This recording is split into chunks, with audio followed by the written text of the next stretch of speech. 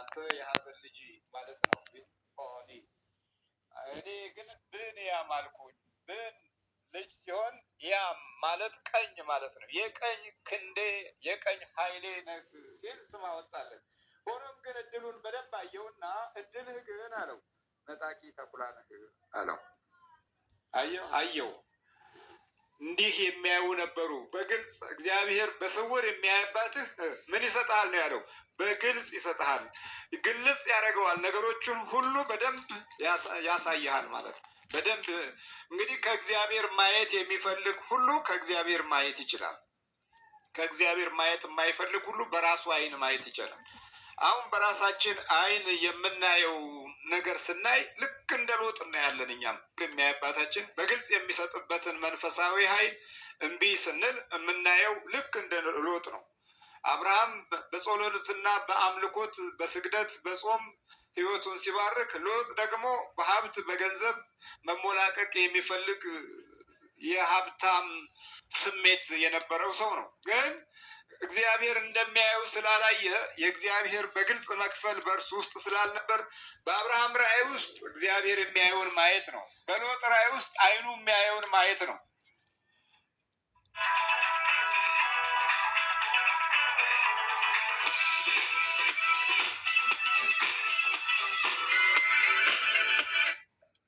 የተቸገርነው አይናችን የሚያየውን ብቻ በማየታችን ነው። እግዚአብሔር እንደሚያየው አለማየታችን ትልቁ ውድቀት ነው። ትልቁ ችግር ነው። በስውር የሚያይባት ብዙ ነገር ሊያይልህ ይችላልና ነው። ከዛ ሎጥም ያው ወደ ሰዶም ሀገር ሄደ። አገሪቱ ስትቃጠል አላወቀም። አገሪቱ እንደምትጠፋ አልተገነዘበም። አብርሃም ግን ይማልድ ነበረ ስለዛች ሀገር። ሎጥ ብቻ ከሚስቱና ከልጆቹ ጋር እሷን መንገድ ላይ ቀርታለች። እንግዲህ ልክ ሰው አይኑ የሚያየውን ብቻ የሚያይ ከሆነ ይሄ ነው አደጋው። እግዚአብሔር እንደሚያየው ለማየት አምልኮት ያስፈልገናል። አምልኮት የሌለው ትውልድ መነሻውንም መድረሻውንም አያውቅም። ለምን? በስውር በሚያየው አባቱ ዘንድ የተከበረ ሕይወት፣ ኑሮ፣ ጊዜ፣ ዘመን ስለሌለው።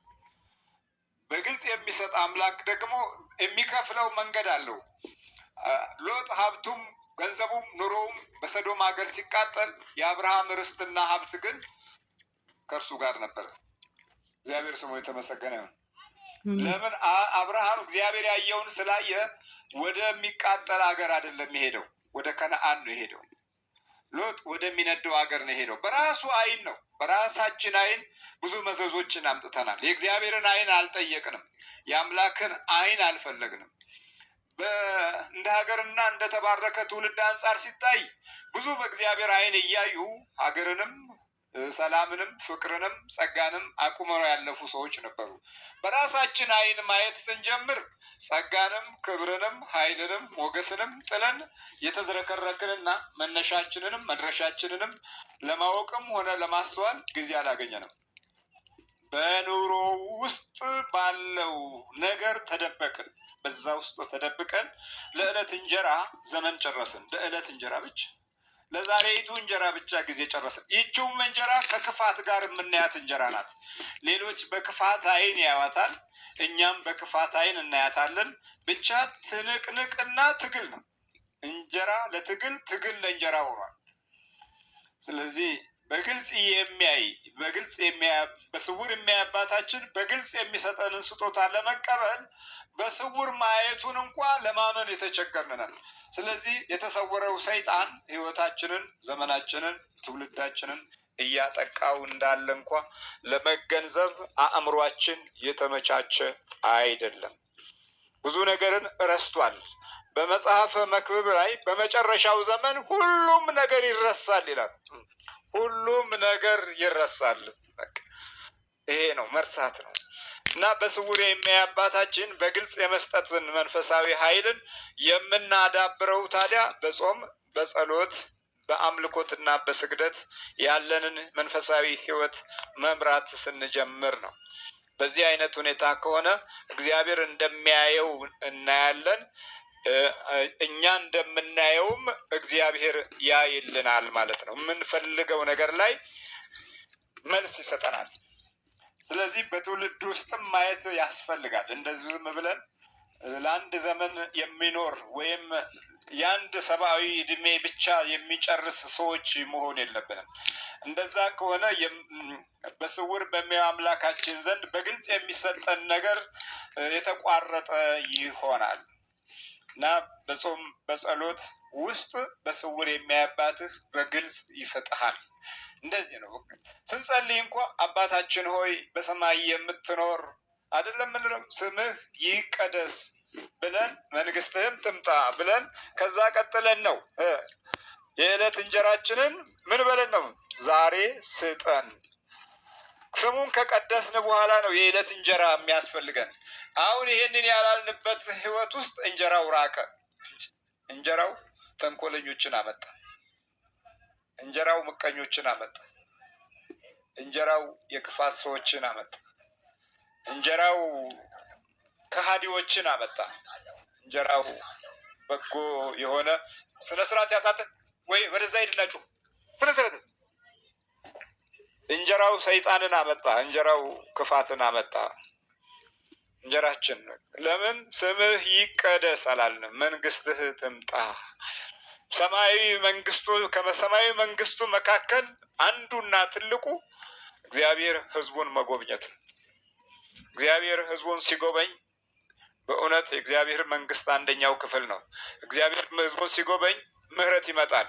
እግዚአብሔር ህዝቡን ሲጎበኝ በረከት ይመጣል።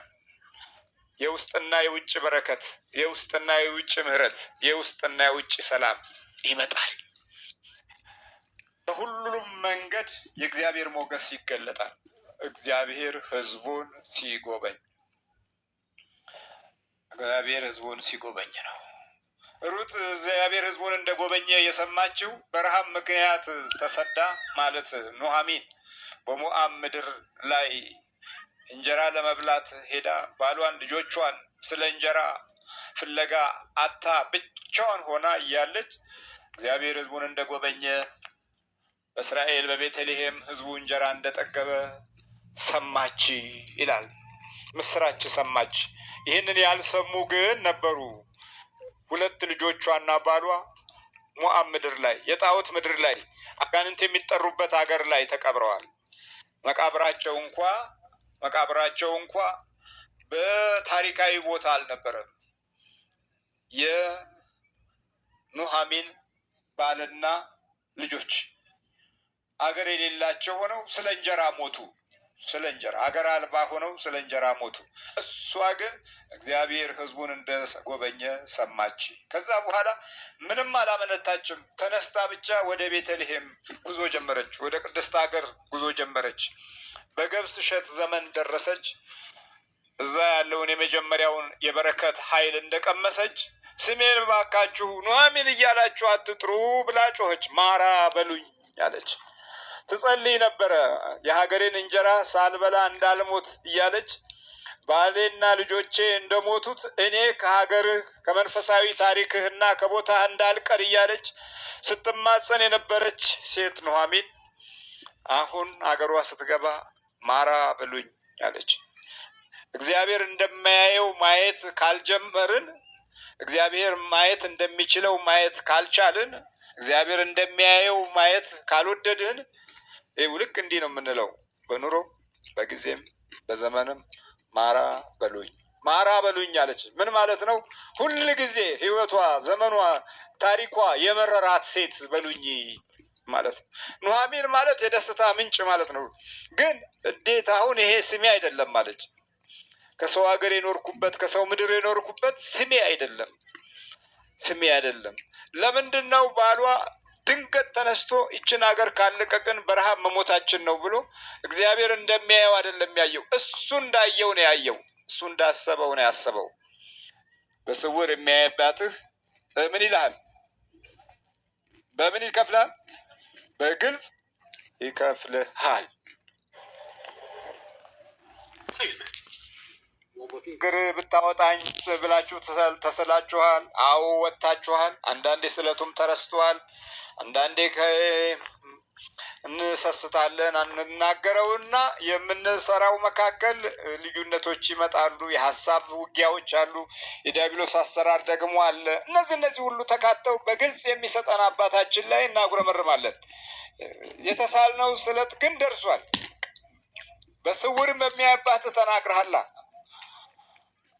በስውር በሚያይ አባትህ ተናግረሃል። የጸሎትን ትልቅ ኃይልና ጉልበት እንዲያገኝ የሚያደርገው አንዱና ትልቁ ለብቻህ ተንበርክከህ ወደ ፈጣሪህ የምትናገረው ነገር ሁለንተናዊ መልሱን ስታገኘው በጣም እግዚአብሔርን ታደንቃለህ። በጣም እግዚአብሔር በስውር የሚያይ አባትህ እንዴት እንደሚሰማ፣ በስውር የሚያይ አባትህ እንዴት በግልጽ እንደሚከፍል ቃሉን ጠብቆ ታገኘዋለህ። ቃሉን ጠብቆ ዛሬ የማይመስልህን ነገ ታየዋለህ። ዛሬ የማትጠብቀውን ነገ በግልጽ ስታየው የስውር አባታችን እይታ ከማንም በላይ የተገለጠ ነው ማለት ነው እና በስውር የሚያይ አባታችን ባይጠብቀን ዛሬ በብዙ ጠላቶቻችን መካከል ብዙ ውድቀት በሰፋ ነበረ።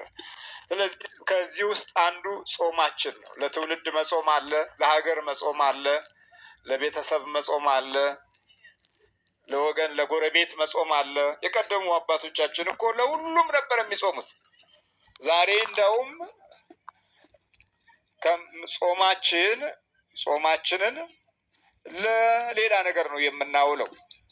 በጾማችን ጊዜና ዘመን ክፋቶች ናቸው የሚገለጡት። ተንኮል ነው የሚገለጠው። ምቀኝነት ነው የሚገለጠው። ስለዚህ በስውር በሚያይ አባታችን ዘንድ ሳይሆን በስውር የሚያጠቃን ሰይጣን ዛሬ እድላችንን፣ ጊዜያችንን፣ ዘመናችንን ሁለንተናዊ በሆነ መንገድ ወሮታል። ትውልዳችንን በብዙ መንገድ እያስጨነቀው ይገኛል። ይሄኛውም ደግሞ በስውር ነው የሚያየው።